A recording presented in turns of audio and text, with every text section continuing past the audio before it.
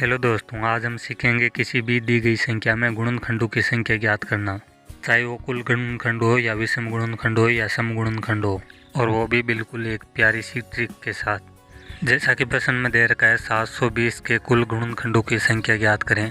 सबसे पहले हम 720 के अभाज्य गुणनखंड करेंगे।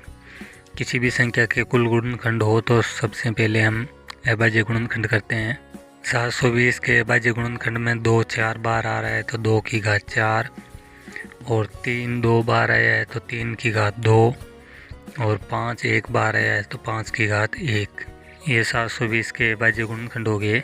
अब हमें कुल गुणनखंड ज्ञात करना है, तो कुल गुणनखंड के लिए हम जो भी घात है उस घात को एक एक बढ़ा के लिखेंगे। जैसे 2 की घात 4 है तो 4 + 1 5 हो गया, 3 की घात 2 है तो 2 + 1 3 हो गया, 5 की घात 1 है तो 1 + 1 2 हो गया। यानी घात को एक एक बढ़ा के गुणा करेंगे, और गुणा करने पर 5 3 15 गुणा 2 30, यानी कुल गुणनखंड कितने हो गए? इसमें 30 हो गए। तो हमारा ऑप्शन बी राइट हो जाएगा।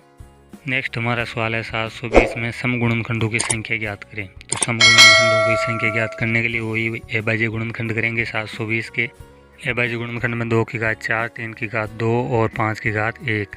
अब किसी संख्या का सम गुणनखंड ज्ञात करना है तो सम संख्या की घात को एज इट इज उतारते हैं, उसमें कोई फेरबदल नहीं करते। तो 2 की घात 4 2 सम है तो 2 की घात 4 को 4 ही रखेंगे, और विषम संख्याओं की घात को एक एक बढ़ा के लिखते हैं। 3 विषम है तो 3 की घात 2 थी, 2 + 1 3 हो गया। 5 विषम है तो 5 की घात 1 है तो 1 + 1 2 हो गया। तो इसके सम गुणनखंड इन तीनों संख्याओं का गुणनफल हो जाएगा 4 3 12 12 दूना 24।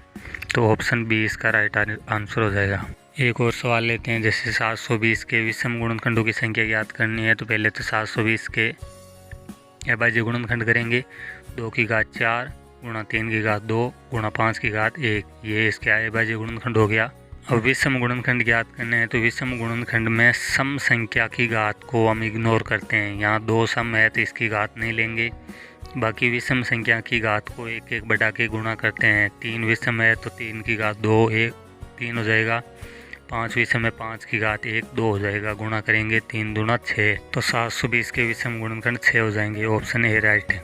पुनः एक बार रिवाइज करते हैं। तो कुल गुणनखंड में घातों की संख्या को एक एक बढ़ा के गुणा करते हैं, और सम गुणनखंड में सम संख्या की घात को एज इट इज उतारते हैं, और विषम संख्या की घातों को एक एक बढ़ा के गुणा करते हैं। और विषम गुणनखंड में सम संख्या की घात को इग्नोर करते हैं, और विषम संख्याओं की घातों को एक एक बढ़ा के गुणा करते हैं। तो ये हमारी आज की ट्रिक।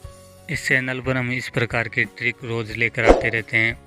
वीडियो पसंद आए तो लाइक शेयर और चैनल को सब्सक्राइब कीजिए, और हाँ, घंटी के आइकन को ज़रूर बजाना।